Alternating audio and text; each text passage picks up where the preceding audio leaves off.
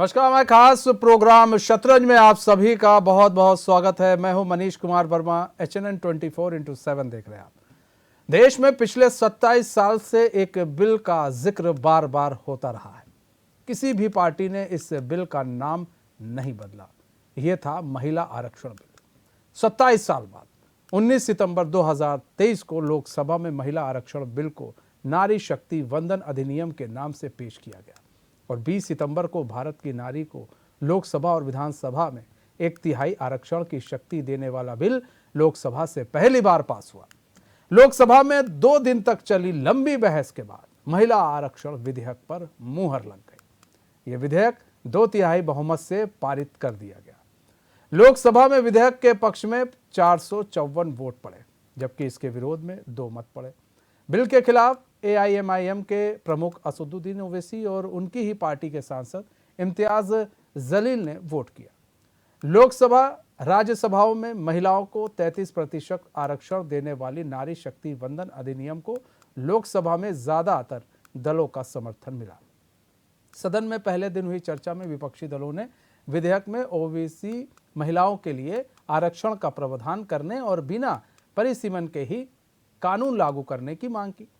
Congress party ने विधेयक को राजीव गांधी का सपना बताया। वहीं पीएम मोदी ने सभी दलों का समर्थन मिलने पर खुशी जाहिर की और सबका आभार भी व्यक्त किया। नारी शक्ति वंदन अधिनियम बिल को लोकसभा में पास कराने को लेकर वहीं दूसरी तरफ अब नारी शक्ति वंदन अधिनियम बिल राज्यसभा में पेश कर दिया गया है। अब इस बिल पर चर्चा हो रही है। वहीं राज्यसभा में महिला आरक्षण विधेयक पर बहस के दौरान भाजपा सांसद JP नड्डा ने कहा, मैं यह स्पष्ट करना चाहता हूं कि भारतीय जनता पार्टी राजनीतिक लाभ नहीं लेना चाहती, बल्कि इसका लक्ष्य महिलाओं को सशक्त बनाना है।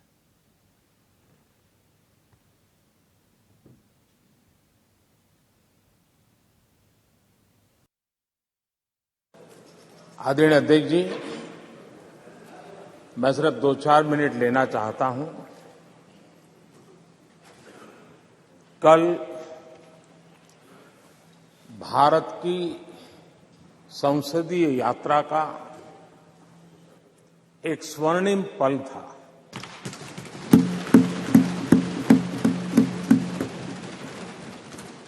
और इस स्वर्णिम पल के हकदार इस सदन के सभी सदस्य हैं। सभी दल के सदस्य हैं, सभी दल के नेता भी हैं। सदन में हो या सदन के बाहर हो, वे भी उतने ही हकदार हैं। और इसलिए मैं आज आपके माध्यम से इस बहुत महत्वपूर्ण निर्णय में और देश की मातृशक्ति में एक नई ऊर्जा भरने में ये कल का निर्णय और आज राज्यसभा के बाद जब हम अंतिम पड़ाव भी पूरा कर लेंगे, देश की मातृशक्ति का जो मिजाज बदलेगा, जो विश्वास पैदा होगा, वो देश को नई ऊंचाइयों पर ले जाने वाली एक अकल्पनीय अप्रतिम शक्ति के रूप में उभरेगा। ये मैं अनुभव करता हूं। और इस पवित्र कार्य को करने के लिए आप सबने जो योगदान दिया है, समर्थन दिया है, सार्थक चर्चा की है, सदन के नेता के रूप में मैं आज आप सबका पूरे दिल से, सच्चे दिल से आदरपूर्वक अभिनंदन करने के लिए खड़ा हुआ हूं, धन्यवाद करने के लिए खड़ा हूं। नमस्कार। तो महिला आरक्षण बिल जो है वो कल लोकसभा में 454 वोटों से पास हो गया। 2 वोट उसके विरोध में डाले गए, बिल के विरोध में डाले गए और अब इसको लेकर राज्यसभा में चर्चा हो रही है। तमाम तरह के बहस हुए। इससे पहले तमाम तरह की जो बहसबाजी है वो देखने को मिली थी। आपने देखा था लोकसभा में जब इस पर चर्चा हुई, बहसबाजी इस पर छिड़ी हुई थी। ओबीसी को लेकर, एसटी एससी को लेकर तमाम तरह की बातें कही जाने लगी। फिर बिल कब लागू होगा इसको लेकर तमाम तरह की बातें की जाने लगी। लेकिन अंत तक जब वोटिंग प्रक्रिया चालू हुई तो 454 वोट जो है बिल के पक्ष में डाले गए, जबकि इसके विरोध में 2 मत पड़े और बिल के खिलाफ AIMIM के प्रमुख असदुद्दीन ओवैसी और उन्हीं के पार्टी के सांसद इम्तियाज जलील ने वोट किया था। हमारे साथ हमारे मेहमान भी जुड़ चुके हैं। हमारे साथ कैप्टन आई सिंह भदौरिया जुड़ चुके हैं, भाजपा प्रवक्ता, राज शर्मा जुड़ चुके हैं, कांग्रेस प्रवक्ता है, आमिर खान जुड़ चुके हैं, सपा नेता है, शांति बर्तवाल जी जुड़ चुके हैं, स्वतंत्र पत्रकार हैं। आप सभी मेहमानों का बहुत बहुत स्वागत है एचएनएन में। आज सबसे पहले राज शर्मा जी आपका रुख कर लेते हैं। राज शर्मा जी, एक लोकसभा में पहली बार ये बिल जो है पास हुआ है, बीजेपी की जीत इसे मानते हैं कि नहीं? जीत भारत की महिलाओं की है। भारत में जो जितनी भी हमारी बहनें हैं, माँ है, मेरी बेटी है, ये सब जीत उनकी है। ये किसी भी पार्टी की जीत नहीं है भाई। और कोई भी पार्टी इसमें कोई जीतने का अगर मान लो कहती कि हमारी जीत है या मान लो मेरी पार्टी के हमारी जीत है, ये तो गलत है। ये इस देश की उन बेटियों का, उन माओं का, उन बहनों का सपना साकार होगा जो एक शख्सियत होने के बाद भी राजनीति में वंचित रहती। और मेरा तो ये व्यक्तिगत रूप से मानना और हमारी पार्टी का भी मानना है कि महिलाओं को आगे आना चाहिए। और मैं एक बात को जरूर कहना चाहूंगा आपके चैनल के माध्यम से, चैरिटी बिगिंस एट होम। जब आप स्वयं उस चीज में किरदार को अदा करते हो, उस एक रोल पे जीते हो, आपका एक स्कल होता है, तो आप चाहते हो दुनिया भी उसी स्कल पे रही। तो मैं व्यक्तिगत रूप से उसी टाइप का इंसान हूं, जहां पे चाहता हूं कि मेरे घर की महिलाएं घर से बाहर निकले, सर्विस करें, अगर नेतागिरी में आगे आना चाहती है नेतागिरी करें। और क्योंकि जब एक महिला पायलट हो सकती है, एक एडीजी हो सकती है, कप्तान हो सकती है, होमगार्ड हो सकती है, मैं देखता हूं अपने शहर में ट्रैफिक में लेडीज पुलिस खड़ी होती है, मैं उन्हें दिल से सलाम करता हूं। मैं लगता है मुझे, क्योंकि मैं कृतज्ञता की भावना उनके अंदर रखता हूं, क्योंकि महिला ही एक है जिसके द्वारा मेरा या हमारा किसी का भी अस्तित्व होता है। तो मैं आज की बात का एक बात जरूर कहूंगा, इसमें किसी को कोई कहने की जरूरत नहीं है। ये अगर जीत है तो भारत की महिला की जीत है, भारत की उन बच्चियों की जीत है जिनके आगे भविष्य है। और एक और बात कह इसमें ज्यादा टेंशन भी ना पाले, और ये चीज होनी थी। लेकिन थोड़ा सा एक बात जरूर कहूंगा कि ये भारतीय जनता पार्टी ने इसे विधेयक को लाने में भी गड़बड़ झाला कर दिया है। ये गलत हुआ है। अब ये लागू तो हो जाएगा, आज राज्यसभा में बहस हो रही है, कल और हो जाएगी। जैसे कि भारतीय जनता पार्टी के नेता ये भी कहते हैं, बहुत से मैं बयान सुन रहा था, विपक्ष ने बहुत अड़ंगा डाला, लेकिन मुझे समझ ही नहीं आ रहा विपक्ष ने अड़ंगा ही कहाँ डाला। विपक्ष ने तो बिल्कुल अड़ंगा नहीं डाला। आपको 2 ही मत नहीं मिले, बाकी सब मिले, और इसमें भारी बहस भी नहीं हुई। इसमें भारी बहस की कोई जरूरत नहीं थी, क्योंकि ये क्रिस्टल क्लियर काम था। लेकिन मैं एक बात कहता हूं कि क्या अगर ये जो अध्यादेश है ये ऐसा होता कि 24 के चुनाव में लागू हो जाता, तो मुझे लगता है शायद बेहतर होता, और बाकी जो इसकी कमियां हैं वो दूर होती रहती। क्योंकि इस बात को भी माना जा सकता है कि हर चीज को, किसी चीज को लार्ज स्केल में लागू करने में कुछ चीजें रह जाती हैं, उसे आप फोरकास्ट इन फ्यूचर में कर सकते हैं। लेकिन ये बेहतर होता कि ये सन 2024 के चुनाव के लिए भी लागू हो जाता, तो मुझे लगता कि ये महिलाओं के प्रति हमारी एक सच्चा सम्मान होता, और उस सम्मान जब हमारे देश में मिलता तो शायद मुझे लग रहा सबको खुशी होती। अब भारतीय जनता पार्टी की क्या मजबूरी है, उनके अंदर क्या ऐसा डबल रोल है कि मुंह में राम बगल में ईंटे मिल गए राम तो उनको पीटे, ये मैं नहीं जान सकता। ये तो भारतीय जनता पार्टी के प्रवक्ता ही बताएंगे कि भाई ऐसा ऐसा कारण था। लेकिन इसमें तो 2 राय नहीं कि मैं फिर दोबारा एक बात कहूंगा कि मैं जब कल ये अध्यादेश पूरा हुआ तो मुझे लगा कि वाकई भारतीय जनता पार्टी जुगनू जादूगर से भी बड़ी है। जैसे जुगनू जादूगर एक हाथ में तोता पकड़ता है, एक में कबूतर पकड़ता है, और पीछे लाइटें चला देता है, और मेरे जैसे और भदौरिया जैसे और आप जैसे भाई देख रहे होते, हम लाइटों में गिनने लगते हैं, और वो कबूतर तोतर को बदलता हमारे सामने और हम दिखते नहीं। तो ये लोग जुगनू जादूगर हैं, और मैं इनसे विनम्र निवेदन करूंगा कि देश ने आपको बहुत प्यार से चुना, तो उस देश के लिए सच्चे दिल से काम करिए, यही देश के प्रति किसकी जीत मानते हैं? ये लोकसभा में पास हो गया, राज्यसभा में चर्चा चल रही है, और कयास ये लगाए जा रहे हैं कि इस बार राज्यसभा में भी कोई अड़ंगा नहीं डालेगा, ऐसे सर चर्चा है। फिलहाल आप किस तरह से देख रहे हैं?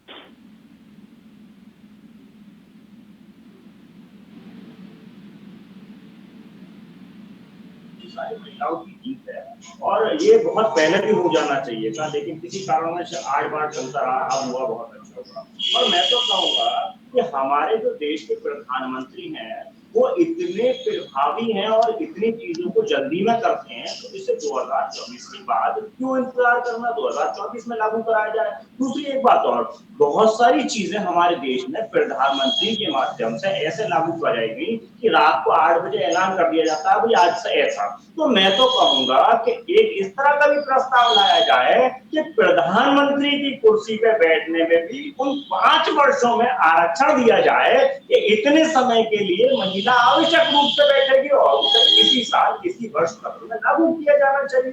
तब देखा जाएगा कि प्रधानमंत्री और बीजेपी महिलाओं के सम्मान के लिए या महिलाओं को आगे बढ़ाने के लिए, महिलाओं की भागीदारी दिखाने के लिए कितना आगे बढ़ते हैं। लेकिन उन्होंने ये इस चीज को 2024 के बाद की बात करने के लिए एक तरीके से अपने चुनावी जुमला बना दिया।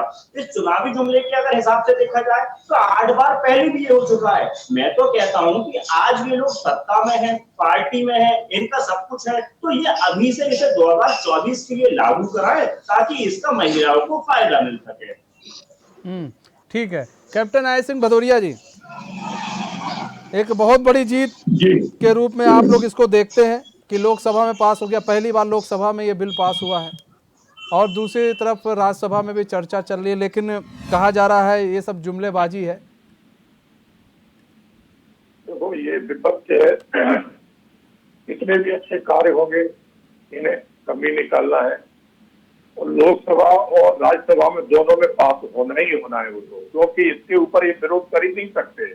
इन्हें मालूम है इससे विरोध करना भारत की पूरी नारी शक्ति का विरोध हो जाएगा, इसलिए समझते हैं। उसके बावजूद भी ये रुके नहीं है, विरोध इन्होंने अपना करना शुरू कर दिया है। किंतु परंतु इस तरह के शब्द जोड़ के कि अभी नहीं मिलेगा तब मिलेगा, ये है वो है, और हर एक पार्टी विरोध कर रही है। विरोध का वजह ये है कि अभी थोड़ा शोर अलग है। मैं सर्वप्रथम देश के प्रधानमंत्री माननीय नरेंद्र मोदी जी को बहुत बहुत धन्यवाद कहना चाहूंगा, वंदन अभिनंदन करना चाहूंगा उनका कि उन्होंने इतना बड़ा सराहनीय कदम उठाया। जब से देश आजाद हुआ है, हमारी जगत जननी मातृशक्ति आज उसको अपनी पहचान मिली है। इसके लिए किसी भी पार्टी ने कभी पहल नहीं की है। कांग्रेस पार्टी कह रही थी कि हमारे राजीव गांधी के टाइम बात उठाई गई थी, हमने लोग राज्यसभा में भी लेके आए थे। ठीक है, राजीव गांधी के टाइम आप नहीं उठा पाए, नहीं कर पाए, कोई बात नहीं है। 10 साल आपकी फिर जो है ना मनमोहन सरकार रही है, आप उस टाइम उठा लेते, उस टाइम भी इन्होंने कोशिश नहीं करी। तो वो एक कहावत है कि हाथी के साथ खाने के कुछ होते हैं, दिखाने के कुछ होते हैं। तो ये दिखाते तो बहुत कुछ है मगर ये करते नहीं है, सिर्फ झुंझुना दिखाते हैं कि देखो हम आपके लिए बजा रहे हैं, मगर वो आपके लिए नहीं बजा रहे, वो सिर्फ दिखाने के लिए बजाते हैं। तो ये हाल है कांग्रेस पार्टी का। इसी तरह से अन्य पार्टियां हैं, तो इनका सिर्फ ये है एजेंडा है कि किस तरह से लोगों को बरगलाया जाए, जाति धर्म में लोगों को बांटा जाए, हिंदू मुस्लिम किया जाए और सत्ता हासिल करी जाए। मगर ये बिल ऐसा था कि इसमें ये सब कुछ कर नहीं सकते थे, क्योंकि ये अगर करते तो ये पूरे देश की महिलाएं इनके खिलाफ हो जाती, तो मजबूरी बन गई, इसलिए ने समर्थन सबको देना पड़ा। मगर किंतु परंतु से नहीं बचे। मगर भारतीय जनता पार्टी की सरकार का और नरेंद्र मोदी जी का शुरू से रहा है महिलाओं को सशक्त बनाना। आप देखा होगा इस तरह से हमारी जो मुस्लिम बहनें थी उनके ऊपर किस तरह से जो है ना 3 तलाक की तलवार हरदम लटकी रहती थी। अगर शोहर को खाना अच्छा नहीं लगा तो कहता था तलाक तलाक तलाक और उसको घर से बाहर निकाल देता था।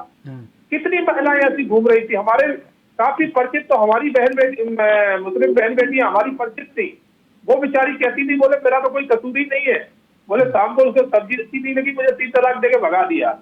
और फिर उसके साथ क्या क्या जुल्म होते थे मौलवियों के माध्यम, वो मैं चैनल पर नहीं कहना चाहूंगा कि उनको किस किस रास्ते से गुजरना पड़ता था अगर दोबारा अपने शोहर के पास जाएंगे। तो इतना घटिया जो नियम बना रखा था उसको अगर कोई हटाने वाला है तो नरेंद्र मोदी जी है, जिन्होंने मुस्लिम बहनों को भी ताकत दी। आज वो 3 तलाक से उन्हें जूझना नहीं पड़ता है, अगर कोई उन्हें देगा तो वो कोर्ट में जाके उसको पनिशमेंट ठीक है कैप्टन आय सिंह जी, ठीक है। शांति बरतवाल जी, हाँ शक्ति बरतवाल जी, शक्ति बरतवाल जी, देखिए सबसे बड़ी चीज़ ये है, कैप्टन आई सिंह भदौरिया जी ने एक चीज़ कोट की है, उस चीज़ को भी समझना बहुत ज़रूरी है। उन्होंने कहा कि अगर ये बिल का विरोध करते तो ये इनकी तो फिर पूरे जो हिंदुस्तान में इनकी थूथू हो जाती, इंडिया अलायंस की। अब ऐसे में ये ऐसा कार्ड था, अब ना ये समझ पा रहे थे कि ना उगला जा रहा था और ना निगला जा रहा था। अब ये समर्थन नहीं करते तो सबके आंखों की किरकिरी बन जाते ये। अब समर्थन करना इनकी मजबूरी भी पड़ गई। तो कहीं ना कहीं ऐसा एक कार्ड इनके सामने रखा गया लोकसभा में, इसीलिए सबसे पहले लोकसभा में रखा गया। इनके सामने ऐसा कार्ड रखा गया, राज्यसभा में नहीं रखा गया क्योंकि मुश्किल हो जाती लोकसभा में। तो इसलिए इनके सामने कार्ड रखा गया कि भैया ये कार्ड है, अब इस पर बताओ तुम्हारा क्या कहना है और क्या करना है। इसलिए एक मजबूरी बन गई, वरना मतलब बहस तो काफ़ी हुई, अब राज्यसभा में भी चल रहा है। तो किस तरह से आप देख रहे हैं इस चीज़ को? क्योंकि अभी जैसे अभी हमारे राज शर्मा जी बोल रहे थे कि ये जो नारी हैं, जो हमारी माता हैं, बहनें हैं, ये उनकी जीत है, ये किसी पार्टी की जीत नहीं है। लेकिन आपको भी मालूम होगा, अभी आपने भी सुना होगा, इंदिरा गांधी ने कहा था ये राजीव गांधी जी का सपना है। किस तरह से देख रहे हैं सर? देखिए मनीष जी, सीधी सी बात अगर हम इसको देखें, भदौरिया जी ने जो बात कही है उस बात में ही सारी बातों का राज छुपा है। ये सिर्फ मजबूरी कांग्रेस पार्टी या अलायंस के पास नहीं थी, बल्कि बीजेपी की एक बहुत बड़ी चुनौती भी थी। और उनके जिस तरीके से बिल को लाया गया, उस बिल पर आंतरिक जो उनकी चर्चा होनी थी वो भी नहीं हो पाई है। और ये बिल जब भी लोकसभा में इसकी चर्चा हुई तो बीजेपी में भी इसमें कई मत थे। और यहाँ तक कि अभी आपने देखा होगा कि रिसेंटली योगी आदित्यनाथ जी की उस बात को बार बार कोट किया जा रहा है हर मीडिया चैनल्स के माध्यम से, सोशल मीडिया पे, जिसमें उन्होंने राज शर्मा जी को शायद आवाज नहीं आ रही है, जिसमें उन्होंने कहा था कि हम इस तरीके का बिल का समर्थन नहीं करेंगे, और अगर पार्टी करती है तो पार्टी को हम ये अनुरोध करेंगे कि वो आंतरिक रूप से इस पर चर्चा करे। पहले पार्टी में तो सहमति बन जाए। तो वही मैं कह रहा हूं कि एक पॉलिटिकल मास्टर स्ट्रोक जो है बीजेपी ने खेला है, और उस मास्टर स्ट्रोक के चक्कर में सारी पार्टियों को आना पड़ गया है।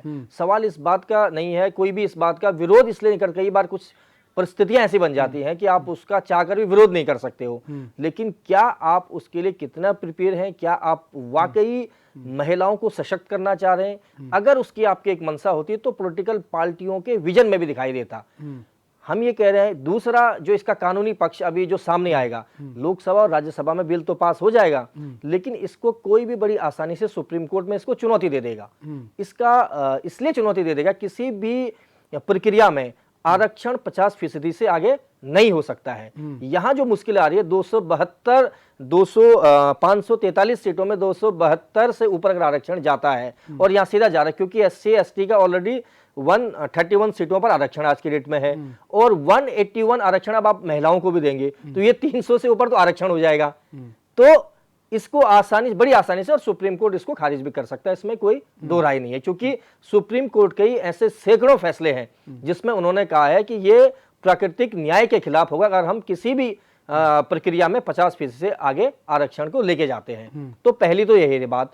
सरकार ये कह सकती है कि हमने महिलाओं के लिए कदम उठाया था, इसमें सुप्रीम कोर्ट ने अड़ंगा लगा दिया, अब हम इसको कुछ नहीं कर सकते, क्योंकि अभी ये लंबी प्रक्रिया है, 2027 तक का मामला है, क्योंकि अभी परिसीमन होगा और फिर उसमें डिसाइड किया जाएगा कि कौन सी सीटें आरक्षित की जाएंगी, कौन सी अनारक्षित होंगी, क्या 243 से ऊपर 543 से ऊपर सीटों की संख्या बढ़ेगी, जैसे हमें उम्मीद है, क्योंकि बढ़ानी पड़ेगी। अगर नहीं बढ़ाते तो मैंने कहा ना आपको, जो 50% वाला जो फॉर्मूला है, सीधे तरीके से कानूनी रूप से इसको चुनौती मिल जाएगी, क्योंकि कानून से ऊपर तो कोई भी नहीं है। देश के एक कानून में व्यवस्था है कि आप 50% से ऊपर आरक्षण नहीं दे सकते हैं, आरक्षण के अंदर ही आपको आरक्षण देना पड़ेगा, या फिर आप जो SC और ST की जो सीटें हैं 131, क्या आप उसको भी इसी के साथ मर्जर करेंगे?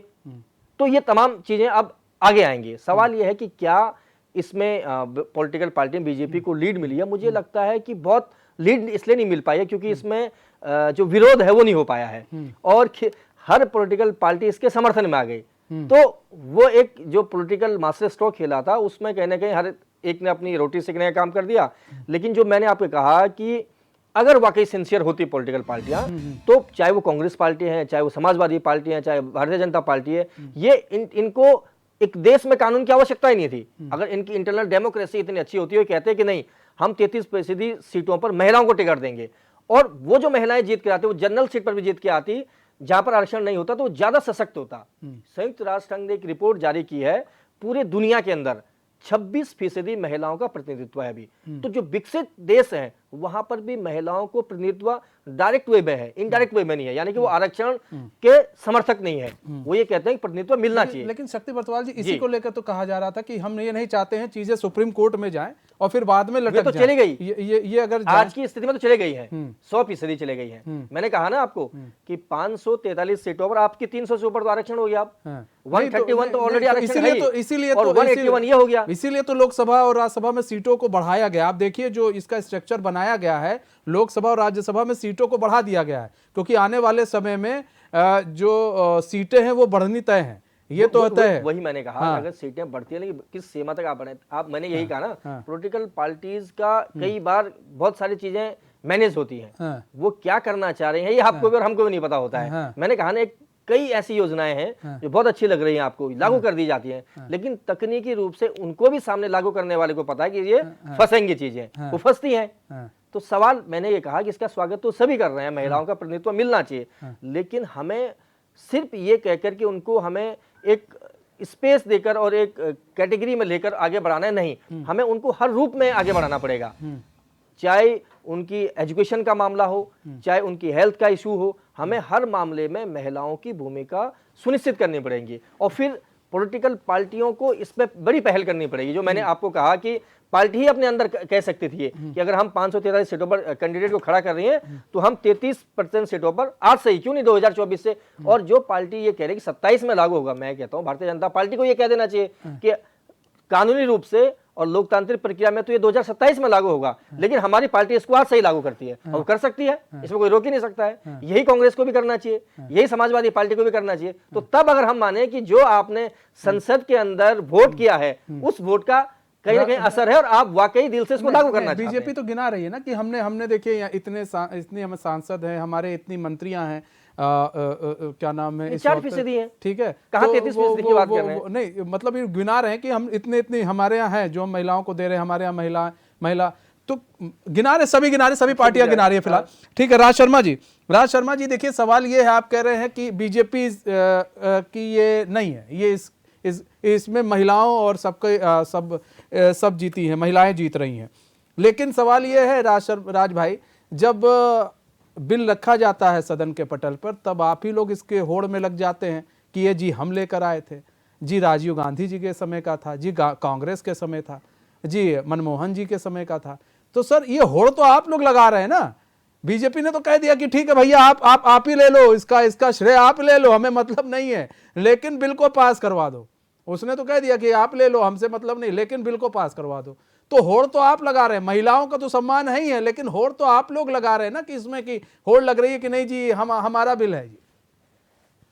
आपकी बात में कदापि दम नहीं है, सुन लीजिए, बहुत मेक इट क्लियर। इसे पहले सबसे पहले क्लियर करता हूं, मैं आपको बता दूं, हम होड़ नहीं लगा रहे। क्या अपनी बात हम बताए भी ना, अभी भदौरिया साहब कह रहे थे, तो भदौरिया साहब को भी और आपको भी एक चीज जानकारी होनी चाहिए कि मनमोहन सिंह जी की सरकार में ही और राजीव गांधी जी की सरकार से हुआ था, नगर पंचायत नगर पालिका में रिजर्वेशन किसने दिया था? महिलाओं, हमने दिया था। और इसको मनमोहन सिंह साहब की सरकार में राज्यसभा में पास किसने कराया था? हमने कराया था। ओबीसी कितने हैं? आप सुनेंगे पहले मेरी बात को, फिर आप कह दीजिएगा, फिर मैं उसका जवाब दूंगा। और दूसरी बात यह है कि लोकसभा में इसलिए नहीं आए थे कि वो कायदे से देखा जाए तो उस वक्त अल्पमत की सरकार थी। मैं कह रहा हूं कि भारतीय जनता पार्टी सन 2014 से बहुमत की सरकार में थी, और इन्होंने संभवतः सन 2014 के मैनिफेस्टो में, जो कि अपना संकल्प पत्र कहते हैं, उसमें इस अध्यादेश को लाने का जिक्र किया था। फिर इन्होंने 2019 के संकल्प पत्र से उस लाइन को, 2-4 लाइनों को गायब कर दिया। लेकिन जो आज जो बात हो रही है, जैसे कि आपने ही अभी कहा, क्योंकि ये तो कम बोलते हैं, आप ही उनकी बात बोल देते हैं, आप ही ने कहा कि नहीं होड़ लगी हुई है, कोई होड़ नहीं है। और अभी शक्ति भाई बहुत अच्छी बात कह रहे थे, पहले तो हम ये 5 लोग बैठे हैं चैनल पे, पहले हम 5 लोग अपने में सुधर जाएं, तब हम 5 सुधारें। पहले अपना घर सुधारें, फिर मोहल्ला सुधारें, फिर शहर सुधारें, फिर राज्य सुधारें, फिर जिला सुधारें, फिर शहर, फिर कंट्री। हम लोग झूठी बातें करते रहते हैं, और हम सब झूठी बातें करते हैं, चाहे आप हो, चाहे भदौरिया जी हो, चाहे मैं हूं, चाहे शक्ति भाई हो, चाहे आरिफ भाई हो। हम लोग सिर्फ बातें करते हैं, अगर मेरा जमीर जिंदा हो तो मैं अपने घर में अपनी लड़की को, अपनी माँ को, अपनी बहन को, अपनी वाइफ को खुली आजादी दूं, उसको उसके अपना प्रोफेशन चुनने के लिए। क्या ऐसा है? अभी शक्ति भाई ने एक और बात बहुत अच्छी बोली है, उन्होंने कहा यार ये पार्टियां ही कर ले सब कुछ। दिक्कत क्या है कि हम जैसे लोग अपने जमीर की बात को मारकर अपनी पार्टी की लाइन पे चलते हैं, मगर कभी अपने अंतःकरण की बात नहीं सुनते। लेकिन मेरा, जैसे मैं दावे के संग आपके चैनल में कह सकता हूं, मैं सबसे पहले अपने अंतःकरण की, अपने जमीर की बात सुनता हूं, क्योंकि जब रात को सोते हैं, पंखे की तरफ देखते हैं, आपको सब पता चलता कितना झूठ बोला, कितना सच बोला। और मैं आप लोगों से भी कहना चाहता हूं, मीडिया चौथा स्तंभ है। इस वक्त दो स्तंभ बहुत अच्छे चल रहे हैं। दो स्तंभ क्या चल रहे हैं? एक तो आदरणीय सुप्रीम कोर्ट बेहतरीन चल रहा है, जिसका कोई स्थान ही नहीं, और थोड़ा सा जो चौथा स्तंभ आप मीडिया है, चल तो रहा है लेकिन थोड़ा सा सुधरने का जरूरत है। इसे अदरवाइज मत लेना भाई। नहीं, हम माइंड क्या कर रहे हैं? आप ही लोग सुधारेंगे सर, आप लोग सुधारेंगे ना, आप लोग सुधारक एक और बताऊं भाई, नेता है आप लोग सुधारेंगे अब हम लोग को। मनीष भाई एक और चीज बताऊंगा। हाँ। सुप्रीम कोर्ट को सुधार दिया है, अब हम लोग को भी सुधारिए, यही तो काम आप लोग का बचा है। आपसे किसने बोला बाय द वे कि सुप्रीम कोर्ट को हमने सुधारा? अरे आप ही लोग तो बोलते हैं महाराज, आप ही लोग कहते हैं ना। जब सुनिए ना, आपके लिए मैंने आपसे पहले भी कहा था, आपके लिए लोकतंत्र कौन है? राहुल गांधी।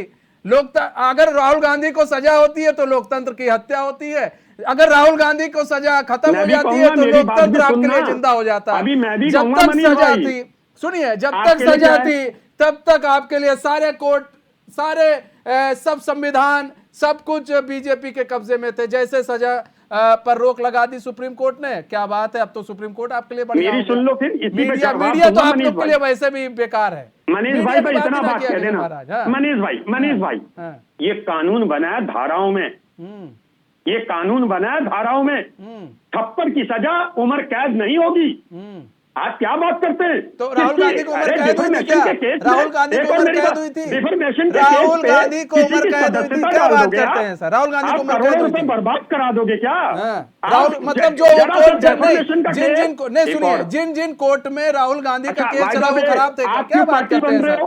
आप लोग अपने अपनी तरीके से दलील दिया करते हैं। आप अंपायर हो बस, आपको बैट्समैन नहीं बनना है। अंपायर है, आउट नॉट आउट, ये हमारे, सुनिए, अंपायर है, नॉट आउट, नो बॉल, ठीक है, आउट, ये डिसीजन हम ही देंगे। इस बात को भी याद रख लीजिए, अगर आप हमें अंपायर की श्रेणी में खड़ा करते हैं तो। एक और मेरी बात सुनिए, चुप बैठने वाले अंपायर नहीं है। अरे आप तब दे सकते हैं जब भदौरिया जी अपील करते। भदौरिया जी तो चुपचाप बैठे, वो सुन रहे हैं, आप अपने आप नहीं, आप हमारे ऊपर हमला करेंगे, आप हमारे ऊपर हमला करेंगे तो भदौरिया जी बोलेंगे क्या? हम बोलेंगे भाई साहब, हम बोलेंगे। मेरे ऊपर हमला होगा मैं बोलूंगा, सीधी सी बात है। मेरे ऊपर हमला होगा, मैं किसी की, भदौरिया जी की जरूरत नहीं, मुझे राहुल गांधी जी को किसी की जरूरत नहीं है, आमिर भाई की भी जरूरत नहीं है, मैं खुद स्टैंड ले सकता हूँ। राहुल जी को, सोनिया गांधी जी को गाली दे दो, आपकी ड्यूटी आप लोगों की पूरी हो गई।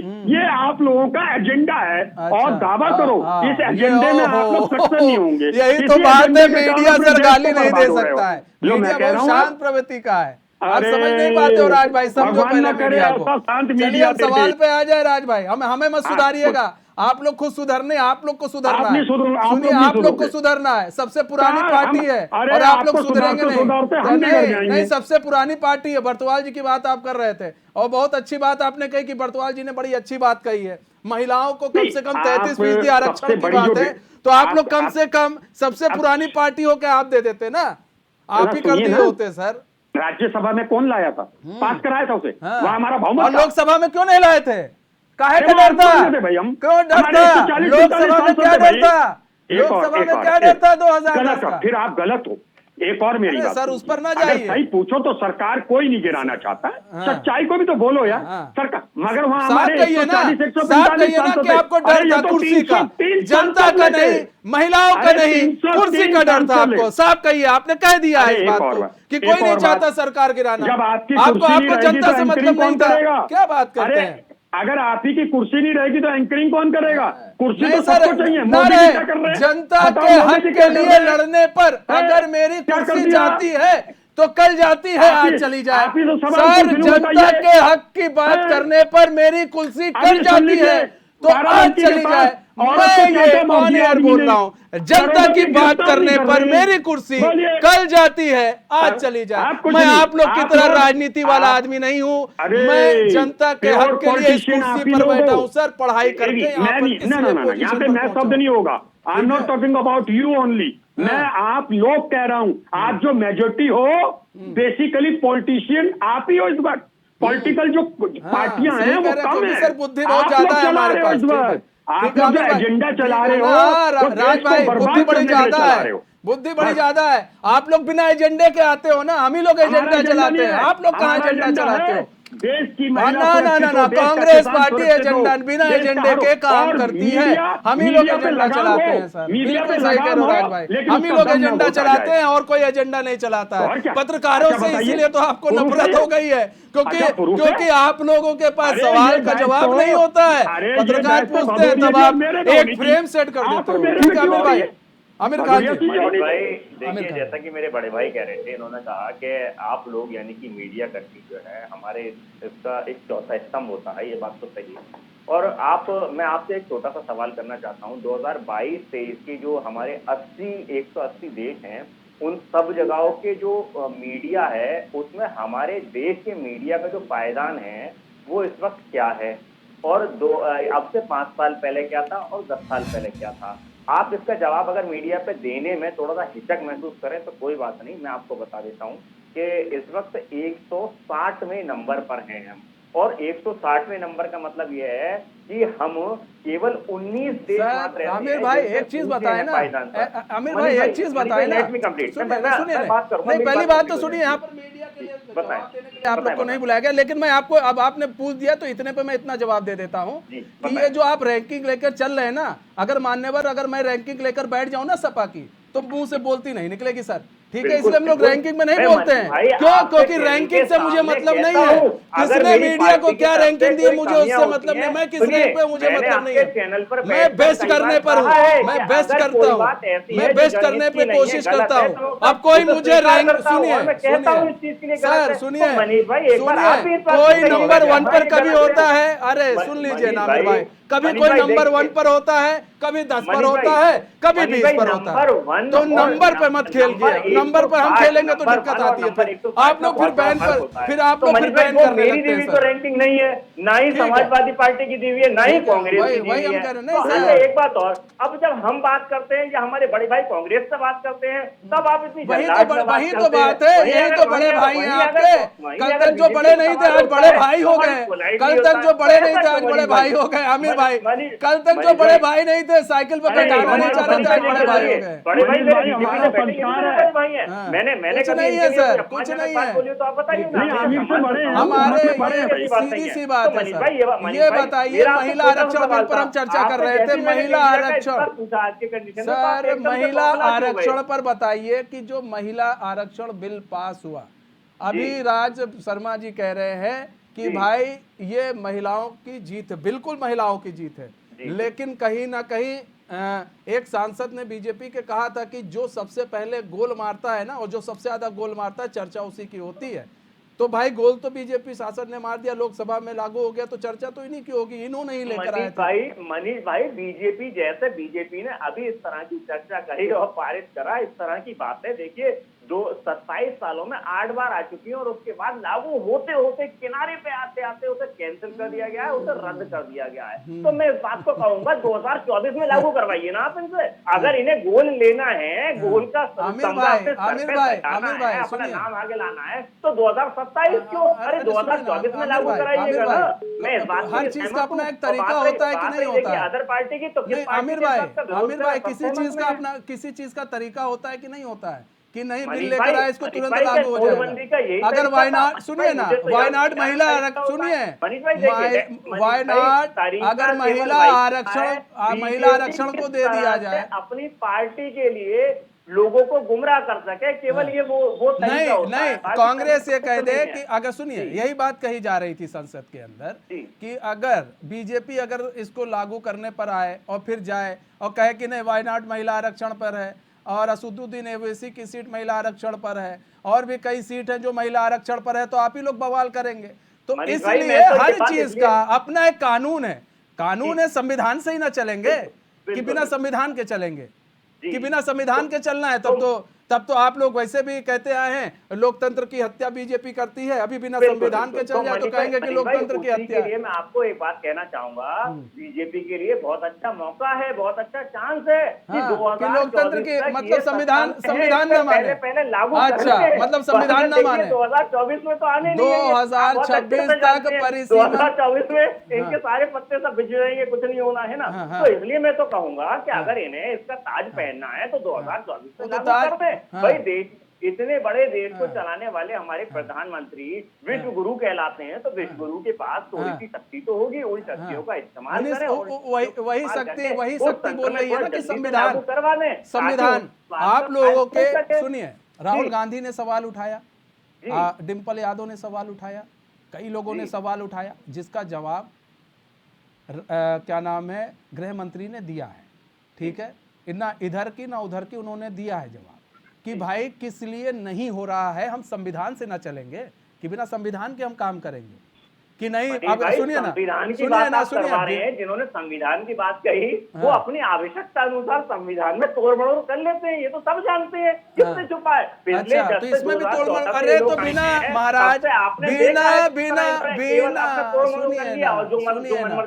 सुनिए ना, आप लोग के लिए तो फायदा है, राज शर्मा जी के लिए तो फायदा है। भाई क्या कहा जा रहा है, मैं तब भी कह रहा था, मैं आज भी कह रहा हूं, ये मंत्री गृह मंत्री ने भी वही बात कही। देखिए बात यह है कि भाई साहब, जब आप लोग कह रहे हैं कि बिल पास होने की, आप 2026 की बात कर रहे हैं, 2024 में तो आप लोग का चुनाव होना है। ठीक है, बिना आपको भी मालूम है परिसीमन के कोई चीज होना नहीं है। ठीक है, और अब यहाँ पर सबसे बड़ी बात यह है कि भाई साहब आप 2026 में आइएगा, जो आपको लगता है पहले पास होने दीजिए, फिर आपको जो लगता है वो कराते रहिएगा। अगर आपकी सत्ता आ जाती है ये तो आपके लिए बेनिफिट हो जाएगा। ये गलत इंटरप्रेट ना करिए, ये गलत ना करिए इंटरप्रेट। आप पहले बताइए, इन्हें जनगणना करानी चाहिए भारतीय जनता पार्टी को, जनगणना कराए पहले। हाँ तो सर 2021 के बाद से क्या लग गया था, आपको नहीं मालूम है? 2 साल क्या चला, 2-2.5 साल। 2021 में होना था जनगणना, 2021 में होना था जनगणना, 2021 में होना था जनगणना, 2021 में होना था। उसके बाद क्या हुआ, कोविड लगा कि नहीं लगा? अरे तो कोविड अभी है तो जनगणना करने के लिए सरकार चाहे तो क्या भाई, अरे आप तो ऐसे नहीं होता है, सरकार चाहे तो। ठीक है, भदौरिया जी जवाब दीजिए। भदौरिया जी, शायद इसको जानकारी नहीं है, सरकार ने जनगणना भी कराई थी, लोगों के व्यू भी लिए थे, ये चीजें सब आई थी, उसके बाद ही डिसीजन होता है। हम ये कह रहे हैं कि आज बिल पास हो रहा है, आज ही मैं इनके एक हमारे मित्र कांग्रेस के प्रवक्ता है, छोटे भाई है हमारे, मैं उनका जवाब, उन्होंने कहा कि हमारे पास लोकसभा में बहुमत नहीं था, इसलिए हम लोकसभा में नहीं ले आए भाई सरकार गिर जाती। तो जनाब, राज्यसभा में हमारे पास भी बहुमत नहीं शुरू से, मगर हमने सब बिल पास कराए। ये इच्छा शक्ति होना चाहिए कि अगर सरकार जाएगी तो चली जाए, मगर जनता के राजनीति के कारण हम लोग पैसे का इस्तेमाल नहीं करते, आप लोग पैसे का इस्तेमाल करते हो। राज भाई क्या बात कर रहे हैं, क्या बात कर रहे हैं आप? और क्या आपके पास सबूत है? सबूत है, सबूत है, सबूत है, सबूत है। ऐसी बात मत कीजिए, अफवाह मत फैलाइए, स्क्रीन पर बैठकर अफवाह मत फैलाइए, स्क्रीन पर बैठकर अफवाह मत फैलाइए। राज भाई स्क्रीन पर नहीं, अफवाहों पर नहीं, अफवाहों की बात ना कीजिए, अफवाह ना फैलाइए ना सर। आप झूठ बोलेंगे, हमारी स्क्रीन पर जाएगी ना बात, और किसी की स्क्रीन पर जाएगी। आपके पास सबूत है, आपके पास सबूत है किसी को खरीदने का? आप कैसे बोलोगे? आपको नहीं बोलना है, भारतीय जनता पार्टी का सबूत दीजिए ना सर। स्क्रीन तो हमारी है ना, लोग तो हमसे पूछ रहे हैं। स्क्रीन क्या, इसका जवाब भदौरिया जी ने। भदौरिया जी बोलिए। मनीष जी, इन्होंने कहा कि इनके पास पैसा है, हमारे पास पैसा नहीं है, मगर इनकी जब बेंगलोर में जब इनकी मीटिंग होती है ये गठबंधन की, तो राहुल गांधी स्पेशल जो है ना जेट लेके जाते हैं। वो कार्यकर्ता नहीं है, सुनो, तो राहुल गांधी स्पेशल जेट से वहां पहुंचते हैं। इसी तरह से अखिलेश की सरकार नहीं है, आज दूसरा कार्यकाल चल रहा है, मगर अखिलेश भी स्पेशल जेट लेके वहां जाते हैं और वहां गए। मतलब जितने भी वहां गठबंधन के जो वहां पहुंचे थे सब अपना अपना स्पेशल जेट लेके जाते हैं। तो और एक तरफ तो ये कहते कि हमारे पास पैसा नहीं है, और दूसरे जब इनकी कहीं मीटिंगें हो रही तो स्पेशल जेट लेके जा रहे हैं। तो ये कहां से आता है? एक बार जेट जाने से कम मानो 1 करोड़ का खर्चा आएगा। तो जा रहे हैं ये संविधान बचाने, और 1-1 करोड़ का एक पार्टी खर्च करके आ रही है। इतना ही पैसा अगर अपन क्षेत्र में कहीं लगा देते तो विकास हो जाता। तो कहना और करना बहुत अंतर होता है। आज वर्ल्ड की 5वीं महिला है सोनिया गांधी, पैसे वाली, सबसे बड़ी पैसे वाली है। दबा के 10 साल लूटा है मनमोहन सरकार के कारण। कितने स्कैम हुए आपके सामने? 2G, 3G, कॉमनवेल्थ, क्या नहीं हुआ है आपके कार्यकाल में? कितना पैसा लूटा, फिर भी कह रहे हैं हमारे पास पैसा नहीं है। तो फिर तो ये आप क्या पूरे देश को ही बेचना चाहोगे? तब उस टाइम का होगा हमारे पास पैसा है। इसी तरह से मैं समाजवादी पार्टी के लिए कहना चाहूंगा कि समाजवादी पार्टी का सुने बीच में ना बोले, मैं बीच में नहीं बोलता हूँ, मैं बीच में राज भाई सुन लीजिए, धैर्य रखिए। मैं बीच में कभी नहीं बोलता, बोलते हैं बीच में किसी सुन लीजिए। मैं तरीका की डिबेट करता हूँ, मैं अनपढ़ों वाली डिबेट नहीं करता हूँ, मैं बीच में कभी नहीं बोलता हूँ। इसी तरह से आप देखिए कि समाजवादी पार्टी का फाउंडर थे मुलायम सिंह, और जब मुलायम सिंह जब राजनीति में आए, उन्होंने अपनी पार्टी का गठन किया, तो उस टाइम उनके पास एक मात्र साइकिल हुआ करती थी, उसमें भी स्टैंड नहीं होता था। क्योंकि मुलायम सिंह के गांव के बगल में मेरी ननिहाल है, इसलिए मैं बहुत अच्छी तरह से जानता हूं उनको। तो वो कहीं जाते थे किसी पार्टी के प्रोग्राम में, तो साइकिल को दीवार के साथ टिका के खड़ी कर देते थे, क्योंकि स्टैंड नहीं था उसमें। मगर आज उनके लड़कों पे 4-4, 5-5 करोड़ की तो गाड़ियां हैं, विदेशों में होटल बन रहे हैं, विदेशों में प्रॉपर्टी खरीदी जा रही है। तो मेरी जानकारी में अखिलेश, मेरी जानकारी में आरक्षण बिल पर आ जाएगा। थोड़ा 2 सेकंड हो लेंगे, उसके बाद उसी पे आ रहा हूँ। उसके बाद मेरी जानकारी में अखिलेश के पास ना तो कोई इंडस्ट्रियल है, और ना ही राहुल गांधी के पास कोई इंडस्ट्रियल है। फिर इतना पैसा ये कहां से आ रहा है? और राहुल गांधी पे विदेशों में खरबों की संपत्ति है, खरबों की।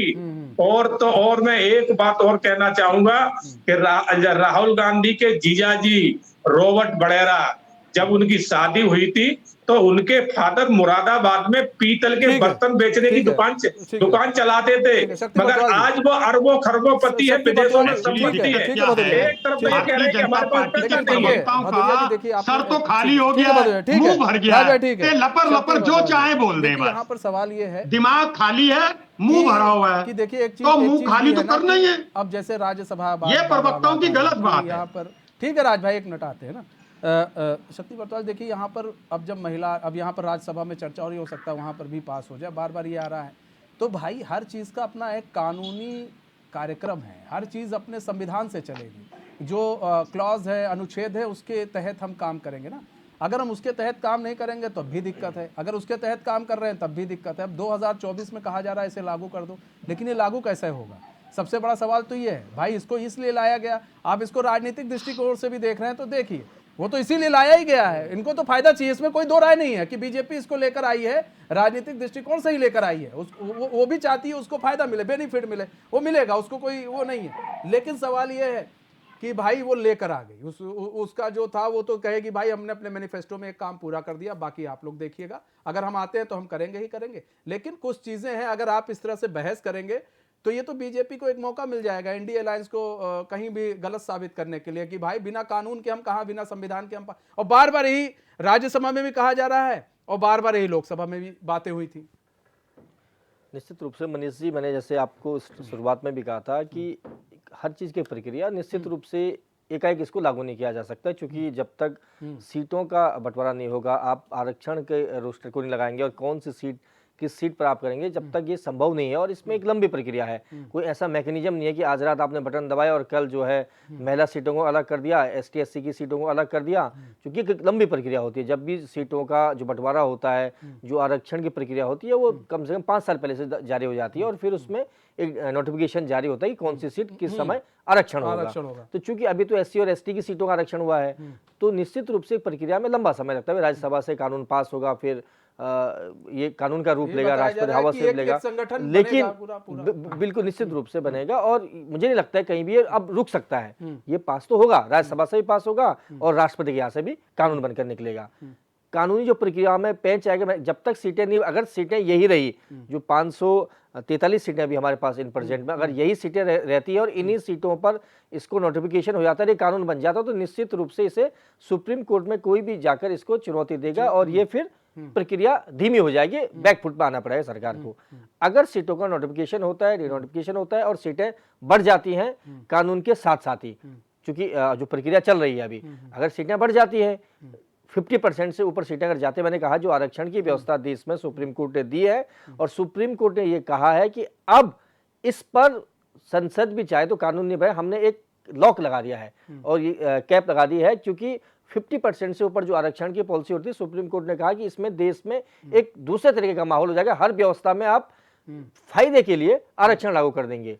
ये निश्चित रूप से इससे महिलाओं को बड़ा फायदा मिलेगा, लेकिन इसका पॉलिटिकल फायदा क्या होगा कि जो नेता है, ठीक है इस साल मुझे टिकट नहीं मिला, मेरी बीबी को टिकट दे देंगे, तो ये भी एक तय करना पड़ेगा पॉलिटिकल पार्टियों को कि क्या जेन्युइन आप उन महिलाओं को मौका देंगे जो आम महिलाएं हैं, जो वाकई पॉलिटिकल व्यवस्था में आना चाहती है, या फिर वो डमी कैंडिडेट रहेंगी।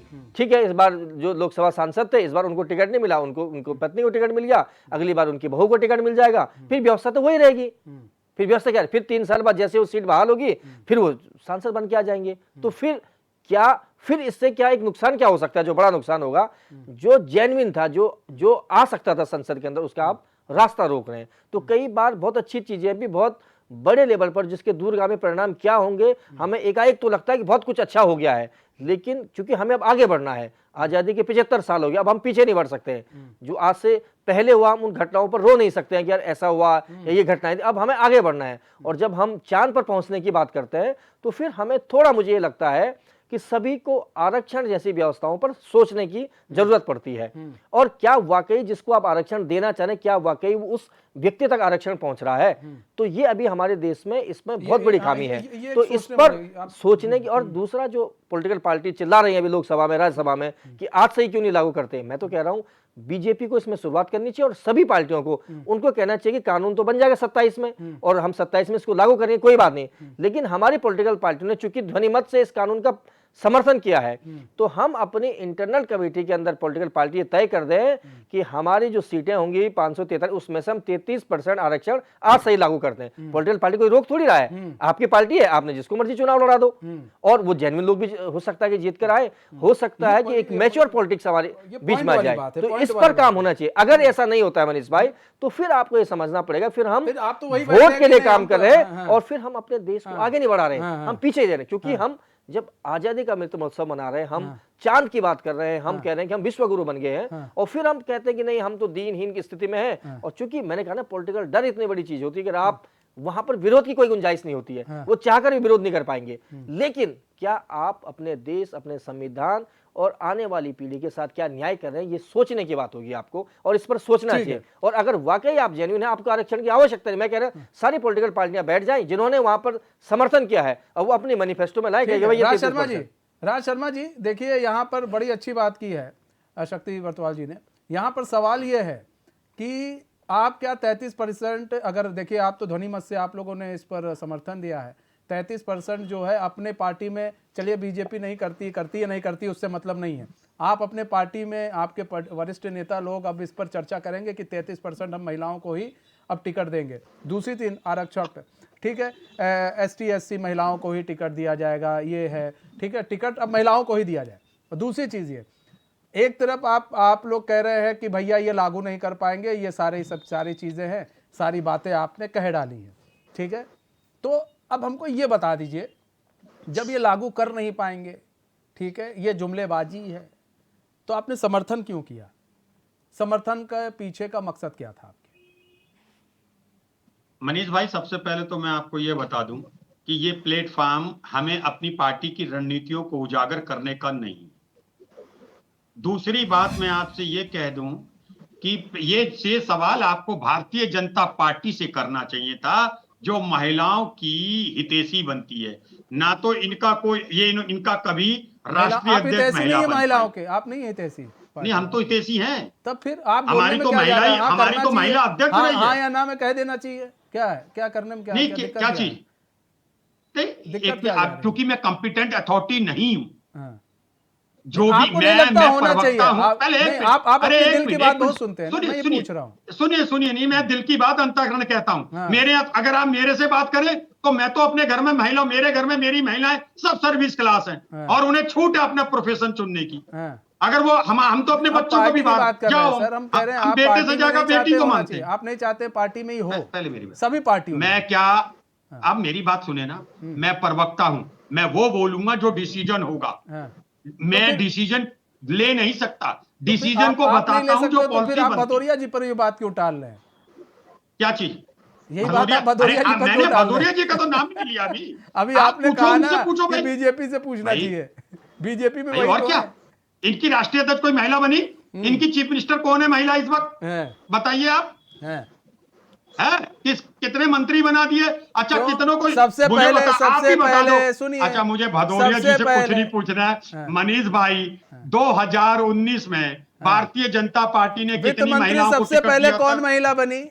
वित्त मंत्री जो सबसे पहली महिला है कौन है? स्पीकर सबसे पहले कौन महिला बताइए ना बनी? सर, हम आपसे पूछना चाह रहे हैं ना। आप भी बता नहीं तो दीजिए। आप बता तो रहे हम स्पीकर आपसे किसने कि आपने बनाया? बनाया तो उन्होंने नहीं बनाया क्या? तो फिर ऐसा अरे, ऐसा आक्षेप लगाने से कोई क्या फायदा नहीं है। एक्चुअली दिक्कत क्या है? हमारी तो सरकार जैसे ही बनी, हमने सुमित्रा महाजन जी को बनाया था। तो जवाब सरकार देने आप बनते आ ही सबसे जाते पहले हो। उन्हें अरे बनाया। सर, आप ऐसी चीज आपने बोल, सुन लीजिएगा, जब आप ही लोग तो कह रहे नहीं देंगे हैं भारतीय ये जनता जब ये पार्टी लागू को। नहीं होगा तो फिर क्यों दे रहे हैं इनको तुरंत? ये तो कह इसे रहे हैं तुरंत नहीं लागू लागू करेंगे। आज चैलेंज है इस बात का आपके चैनल में, इसको पूर्ण रूप से लागू तो हमारी ही सरकार करेगी। मनीष भाई, आज इसे तारीख सनद रहे, तो ये तारीख बहुत बढ़िया सनद बात रहे है ना, तो यही तो कि कह इसे रहे हैं हम राज करेंगे। भाई, ये अच्छी और बात है, सुनिए, यही तो मैं आपसे तो ये सुनना चाह रहा था। 2027 तक नहीं, 2024 में जब शपथ लेगा ना हमारा प्रधानमंत्री, हाँ। उसके बाद देखना आप क्या। हाँ, हाँ। ये महिलाओं की ठीक है, झूठी पार्टी, ये आप बीजेपी कहते हो, मैं इसका नाम बेटी जलाओ पार्टी इंडिया रखा अलायंस हुआ और है। एनडीए गठबंधन की बात है भाई। आप लोग कैसे अरे। लड़ाई कर रहे हैं, कौन जनता किसको चुन रही है? जो आएगा वो उसका भाई श्रेय ले जाता है। अब जैसे आपने देखा होगा परमाणु बम का जो परीक्षण है अटल बिहारी वाजपेयी ने करा दिया, आपने बनवाते रह गए, परीक्षण उन्होंने करवा दिया, तो नाम उन्हीं का मिल गया, जय जयकार उन्हीं की होती है। फिलहाल बहुत बहुत धन्यवाद आप सभी मेहमानों का हमारे साथ जुड़ने के लिए और अपना बहुमूल्य समय हमें देने के लिए। तो मैं इस खास पेशकश बस इतना ही, मुझे दीजिए इजाजत, खबरों के साथ बने रहने के लिए देखते रहिए चैनल न्यूज़। नमस्कार।